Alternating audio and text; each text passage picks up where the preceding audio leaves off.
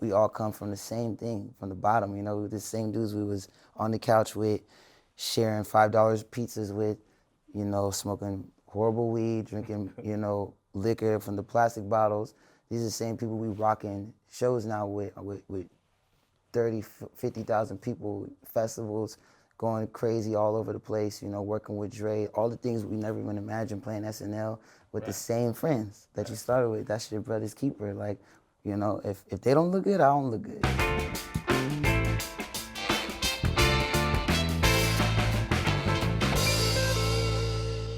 What's up, geniuses? Welcome back to For the Record. I'm your host, Rob Markman. Now, today's guest, he does it all. He sings, he raps, he plays the drums, he produces.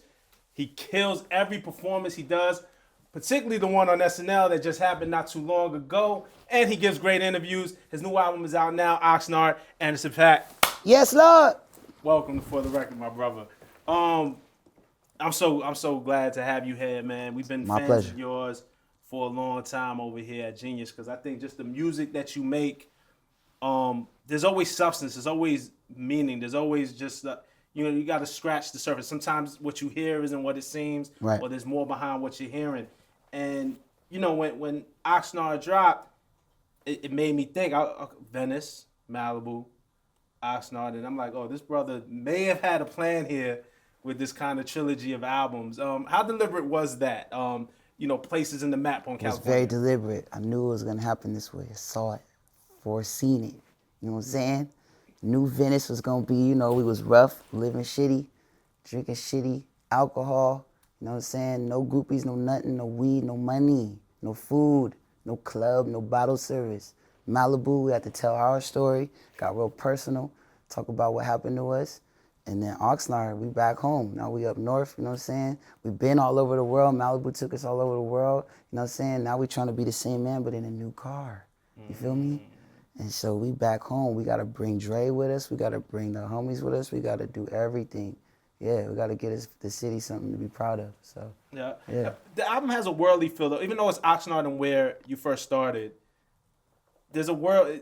It's a man who's well traveled, right? Like you come back home armed with new information, right? Yeah. That was the spirit of the whole album. We did it, a lot of it on the coming back and forth from the road on tour. We was on tour for 2 years straight. We seen the world, and we were coming back inspired. Every time we got back in the studio, it was inspiration. All those lobby calls and tour buses and different festivals and headlining shows and opening up for people like Bruno Mars and J. Cole. We had big ambitions, big dreams, man. You know what I'm saying? That's awesome. And they all become reality. I bet one of those dreams growing up as a kid from the West Coast was eventually getting to work. Who doesn't dream about working with Dr. Dre? Yeah. And it happens. Was it everything that you imagined working with Dr. Dre, being on Aftermath? Man, more. Never would imagine. Like, Dre, that seemed like something that was too far-fetched. Like, he was someone that was almost like untouchable. I didn't think I was gonna get the chance, And to be able to have him in my corner and have him just as a mentor, and have him someone that I could just talk to and be really 100 with, and someone that's gonna be 100 with me, that's something I never would have dreamed of I would have at my grasp, and it's invaluable having that with Dre. Everyone that really works with Dre that's come out and put records out, it's like a lifelong relationship, and their lives are changed after that. You know what I'm saying? So it's the relationship's invaluable. So to be able to have that and to see that I'm someone that he really, really respects and trusts is something like I could have never imagined that. So it's surreal. Right. I mean, and that's awesome. And you're right. I think you as an artist is unquestioned at this point. I think you don't even get in this room unless you're a great artist, man. And like I said at the top, you do so many things so well. But Dre is notorious for challenging even the most legendary. I remember hearing stories of Rakim and Dre, or Raekwon or Busta being in the studio with Dre. Obviously Snoop and Game and NWA. You have all this legacy. Was there a particular time that he really kind of pushed you, and maybe you realized something about yourself that you didn't know? I mean, we've been working it since 2015, right? So it was always some jewels, man. I wanted to do features with everybody. I wanted to keep ripping and running. I wanted to collab. That was my thing, you know what I'm saying? And he shut that shit down. As soon as I signed, he was like, that's out the window. You ain't fucking with nobody. You don't fuck with nobody. None of these niggas. You little Marvin Gaye, you little Stevie, you don't fuck with nobody. And so I was like, come on, but Dre, what the fuck? Nope. Go get your ass in the studio and work on your shit. And so that was it, man. That was the major key. Don't do nothing for the money. Don't do nothing for the hype. I'm like, Dre, you see how much they offering for this? It's kind of easy for Dre to say don't do I nothing ain't got for no the money. headphones, my nigga. What the fuck? Nope. It's a no. Damn, all right.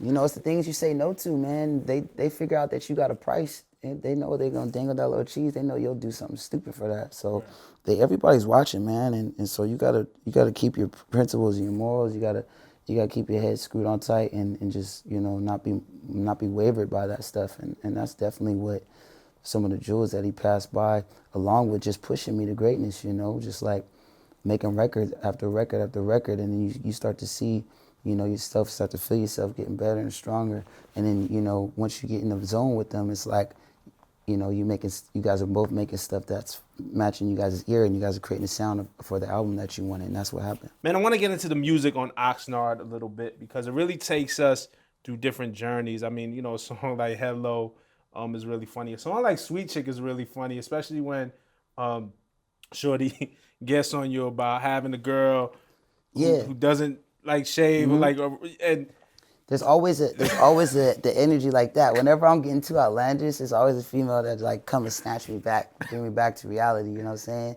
So whether I'm like talking about the 40 chicks I got, or I'm talking about how I'm gonna auction off her shit, and just always just come back and what, nigga, what? You know what I'm saying? So that's my whole life, man. Like being raised in a house full of women, you know, wifey. You know, this is just like, if it ain't me, it's from my bandmates and what they go through. You know, we all like the same women, the crazy ones. Right. So, yeah. Nah, I feel you, man. But, you know, definitely like lighthearted moments or moments that make us laugh, and then really moments that make us think and make us feel on the album. You know, songs like Saviours Road, you know, Six Summers is a song where, you know, you get real serious. You know, you start, you know, taking aim at Trump and his Twitter fingers, and you know, you talk about gun violence and you talk about reform, and you know, it's a really helpful way for us to deal with the stress I think that we seeing every day. Yeah. How did that come about? It was just giving him a dose of his own medicine, like sensationalism. We trolling like how he trolled in the beginning. You know what I'm saying? Trump's got a love child, and I hope that bitch is buck wild. I don't know if it's literally that he has a child, but I know he's putting out energy, and I hope it comes back to him buck ass wild. You know what I'm saying? Hope it's kiss black girls. I hope it's sit Mescal. You know what I'm saying? It's like it's not literally a child, but what you give is what you get. You know what I'm saying? And that's what we was getting at with that, giving him a taste of his own medicine. I hope he sticks around to see it. You know what I'm saying? To feel that, because it's going to come back around. You know what I'm saying? And then we maneuver our way into other issues, pressing issues like, you know, weapon reform, issues that need to happen. And we touch on a bunch of different things, you know, how people cope with, you know, with losing someone, or, you know, wanting to off someone. You know, it's like, it's so many different ways, all while still keeping a song intact and giving you something to dance to, too. It's a lot of different things going on in that. So that was just my goal with that. Right. Now, you know, it's dope. It kind of made me realize, like, maybe this is the type of music that our parents got, maybe when like Marvin Gaye, What's Going On or something like that. Because I feel like we don't get too much of that these days. But, you know, we get the commentary, we get almost the therapy, like, because music helps you heal in a lot of ways. And I think there's a frustrated generation not knowing how to quite deal with what's going on in the world, and music helps that. But at the same time, you don't lose your musicality. Like, it's still a great song. The artists used to talk about, like, that was the artist's jobs back then, you know? That's all they had. The artists would say it because the average man maybe couldn't put it in a beautiful way like that. And that was supposed to be the artist's responsibility, to talk about what's going on socially and make it into a song and make you dance about it and make you almost, you know, it's supposed to heal you. We consume this stuff daily, especially if you consume it on Twitter or online on the timeline. It's really stressful. Yeah. Because you're not over one thing before you turn around and then the other tragedy happens. Yeah. And you're not learning how to deal.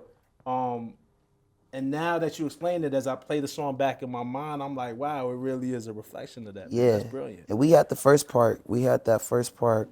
It was just, you know, we had the first half, and then we started working on the other half for like another day.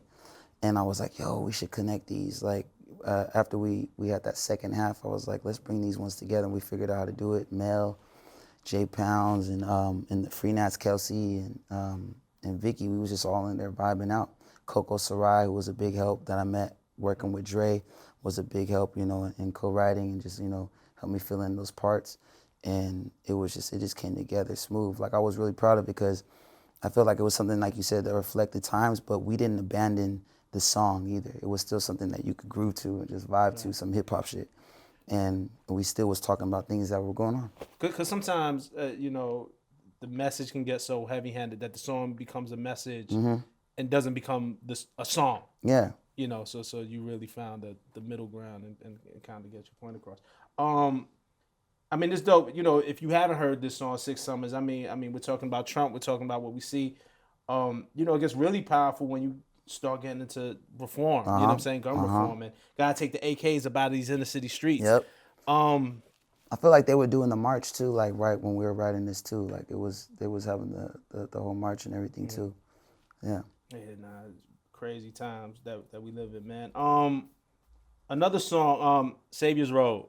I want to talk about. I feel the spirituality in that song. I feel like the gospel in that song. Talk about Saviours Road. It's almost like a double entendre, too, right? Because there's Saviours Road in Oxnard, which is a street. But this song isn't about the street. It's about, you want to get into it? Right. I mean, this is probably, that song is probably just like a brief overview of the whole album, If we had to pick one song that kind of gives you the overview. It's just talking about a lot of things, but it's almost going back to like, backtracking to where we started from, where we're chopping up trees, you know what I'm saying? I'm going back to that place, almost like having a flashback when I was on the weed farm. A lot of people ask me like, yo, you was on the weed farm, you was really trimming, blah, blah, blah. And it's like, it's taking a step back and going and then realizing like, damn, it's almost, I'm almost doing the same thing with this music thing too, We're trying to like put out the music and we stopped slinging weed and we stopped doing things that was under us, and now we really want to, sell hope and like, good music and good vibes, But a lot of people just don't believe. They got a lot of stuff that's out there that's kind of numbing people to it. So it's like, it's even talking about that, I would sell you fake, but it's hard because you niggas don't believe, man. But I'm out here, It's like what you want, what you need, you know what I'm saying? Like, we got a lot of product for y'all. Like, let's have fun, let's get it. And so it's like, it's covering all of that. Same man, new car vibe, just touching in on all that. And I was on a Ninth Wonder beat. So it's like, man, if this gonna be my rapping song, it's gonna be my rapping song, you know what I'm saying? Yeah. Shout out to the good brother Ninth Wonder, man. My brother's keeper, man. Did you know, featuring Pusha-T, when you kind of set up and decide to do a feature, like you obviously set the record up and heard Pusha on it, do you envision what comes back? Because did he tell a deeply personal story about his own brother? Like, talk about the collaborative process. Like, I'm assuming you love the verse. The verse is powerful. Loved it. That was one of the first features I got for the album. Me and J-Mo was in there writing the tune. We had the music. I was on the drums. He was on the bass and guitar. We did it, did the music. We jammed out, and then I started writing to it, put my verse. And I had met Pusha at Pharrell's session the day before. Pusha and Ablaba came in, and we was all just chopping it up, having a good session. Next day, I wrote Brother's Keeper, and I was like, I'm about to send this to Push. It sounds just like something he would kill. So we did it. We sent him the demo, and he sent back the fire emoji and the strong arm, black ass arm, and was just like, yo, this shit's so hard. I got you.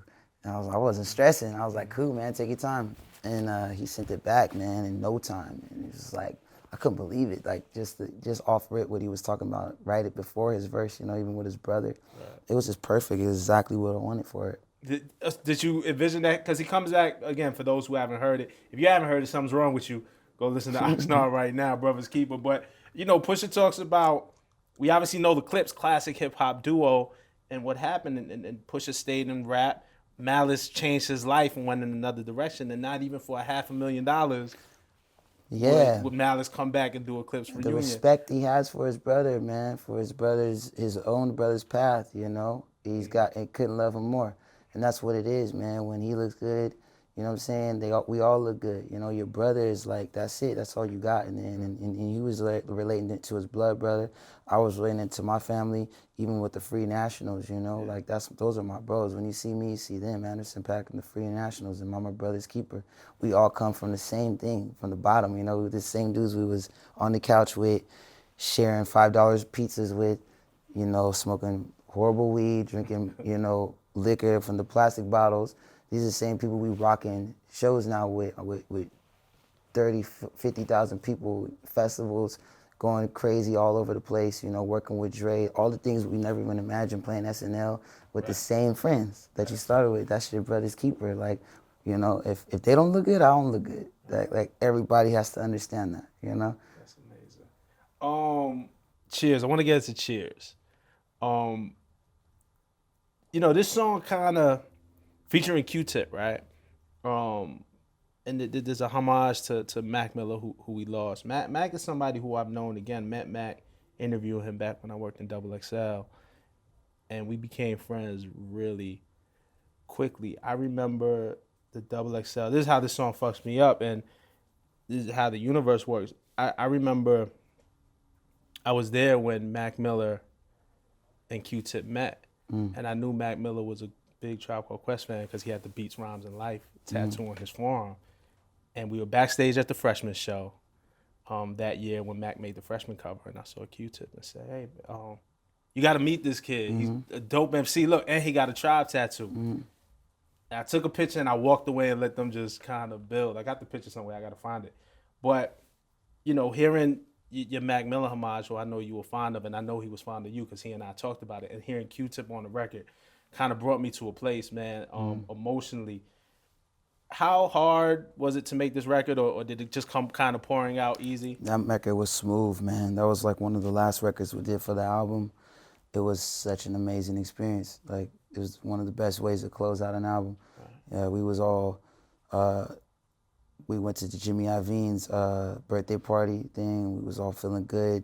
Q-Tip was DJing. And I thought I was done. I had another song that was gonna close out the album. And I liked the song, but in my heart I was like, dang, I wish there was a better way to end this album, but we was gonna rock with it. And then we had the Ivine party, and Q-Tip was there, Dre, everybody was there. Then I went to Dre's afterwards to work and to mix, and then Q-Tip came through. Then they started fanning out just in the studio. They started picking out vinyls like, yo, remember when you did this? Nah, when did you the shit? Grown ass men just like fanning out over each other. It was crazy. Two and I goats. was like, yo, this is crazy. Exactly, two goats. And then, you know, after we did the whole photo shoot and everything, they started chopping up. They started cooking up. And Q-Tip got on the, you know, got some vinyls out, started chopping up a beat. Dre was feeling it, started like telling them how he wanted the drums and directing them. And before we knew it, they was, you know, they had a beat going. I just started writing right away. And that just came out. Like, it was just pouring out. It was like I ain't never had nothing, you know, that smooth come out to where I was something so heavy on my heart that I knew it was on my heart, but I wasn't really talking about it unless it was like an interview or something like this. And I wasn't even thinking I'd be ready to put anything into a song form. But that's just what came out. And as soon as I said I wish I still had Mac with me, it was like boom, it just wrote itself. And then you know, I laid my verse and they kept working on it. Q-Tip left. The next day we kept working on it some more on the production. I remember I looked at Dre, I was like, we didn't even have to say nothing. We were just like, yep, this should close the album. Let's replace this. And then we was about to close it out. Then Q-Tip was like, yo, I'm trying to pull up. I want to get on that joint. So he came through, and it was dope because a lot of people aren't ready to work with Dre. A lot of people aren't ready to get coached and, you know, do take after take. And Q-Tip was all for it. So you witnessed that. Yeah, like, witnessed I couldn't it. even imagine. Yeah. Because Q-Tip is, and if you know, Tip is a Jedi as well, and very clear in his vision, but allowing himself to work and be worked with in that way. Is amazing. I don't think they ever really worked together before that. So that was like their moment, and he knew it too. He was like, oh yeah, I'm about to work with Dre. I'm gonna get this moment in, you know. So he was all for it, letting them just like coach him through it, you know, helping him write it, and like, or just, you know, helping him like get the cadence that he wanted, and just seeing them write together. It was dope, man, and just being in the room, it was magic. And of course, Q-Tip gives his since his, you know, it was a dedication to Phife Dawg, who in the Tribe Called Quest, who we all love, man. So it's a very moving track. Even when you and Mac did Dang, man, he loved that record, man. Me too. We both did. We did an episode of Genius of Verified on it where he broke down the lyrics, and he didn't get too much into your lyrics, but I remember him saying, and it's on the internet somewhere, it was important for him to say that, because it ended up like a relationship record. Mac was kind of talking about a woman and in and out, going in and out of his life, but he said that your original inspiration for the hook wasn't that, and more about people that you lost. Yeah, it was about losing people. It's like the hook, it just says it straight out, you know. I can't keep on losing you over complications. Gone too soon. Wait, we was just hanging. I can't seem to hold on to, dang, the people that know me best, the key that I won't forget. Too soon. I can't keep on losing you. So that's you. That came from a place of you actually losing people. Yeah. In your life, people dying, passing away. Yeah, I mean, we wrote it right after Bowie died. Me and Pomo was in the little studio, a little space just like this, and we were just like, damn. And that was just what came out, you know, just like when Cheers, when we was writing Cheers, it was just flowing. And I just had the hook, I laid the hook, and he had the beat, and it was supposed to be for Pomo's record. And I was like, cool, man, you gave me one, I'm gonna give you one, let's do it, work on it. And then I started talking to Mac, and that fool was like, hey, man, you got anything like, maybe that's done already, you know, maybe got a hook or something? I was like, I might have something. And I played him that, you know, thinking like, you know, I guess sent him a bunch, but that one, he hit me right back. He's like, that's the one, homie. We got one. I think we got one. I remember he was like that. And I was like, well, I think it's Pomo's song, but maybe I'll connect y'all. He was like, that's mine. That's my song. Pomo, who's that? I was like, he's the producer. Oh, yeah, he gonna have to wait this one out. It's my song. And so he stashed it up, man, and he came back with it, and it was even better. You know, he laid the verse, he had the horns on there, Pomo was cool with it, and that was like one of my first gold singles, all of ours. And it was like, we love that tune, man. We wore that song out, we played it so many places, and we was both like, man, after it had been out, you know, we was like, dang, is that shit gold yet? We was tight, like, it better be gold. And the next day, literally, he checked and it was gold single. We partied. Amazing. He loved that record. I remember I share a story too. Working here at Genius, you know, I'm working like, you know, usually 10 to 6 is my hour. Sometimes you stay late. Sometimes you come in early. And Mac, this is when he was living in Brooklyn, said, hey, man, I want to play you some new records. You come over to the crib? And I was kind of busy at work, but he knew I couldn't resist. So technically, you know, it still worked. Like, all right, I'm going to go listen to these Mac Miller records. And Dang was one of the records that he played me. He was super proud and super happy of it. And then after that, he asked me to help him move some furniture. So I think he really got me over there to help him move a couch, and move some boxes. Right. But figure, listen, man, I just played him some songs, man, to get him over here, man. But we miss him, man. He was great. And absolutely. Y'all made an amazing record, man, for sure. Thank man. you, Something that's gonna live forever. Mm-hmm. You know, another fun song on this album, Mansa Musa. You know, I had to look up. I'll be honest. I was like, well, who? And I read the story that, you know, just the richest man who ever lived, and it gave a fun song to me, or just a little more meaning. I was like, okay, so I always with you got to scratch the surface a little bit more. I want to know from you, now that you live life, you got some money, like I'm feeling like you're good now. What's the craziest thing that Anderson Paak has bought? The biggest splurge that you've done? I don't do nothing too crazy. This is probably it. My little ox bust down. You know what I'm saying? Maybe my whip. I'm broke, guys. RS, I don't have anything. These clothes, I borrowed all this shit, okay? There's nothing. Like living with my mom. I like that. All right, man. Finally, man, I just want to have a little bit of fun, man. One of the things we do on this show, you know, before we end it, is that we ask artists, we're all fans first, I feel like, man. Anybody who comes to sit on this set, you look at all this vinyl, you can't help but be a fan of music. You as a hip hop fan, I want to know if there's any one verse from any artist that you love so much that you could rap it like it was your own. Woo. I'm from the streets where the hoods are swallowing men, bullets are following men. There's so much coke that you could run a swallow. The cops comb this shit top to bottom. They say that we are prone to violence, but it's home sweet home, where personalities clash and chrome meets chrome and coke prices up and down like it's Wall Street homes. But this is worse than the Dow Jones. Your brains are now blown all over that brown brome. One slip, you are now gone. Welcome to hell, where you are welcome to sell.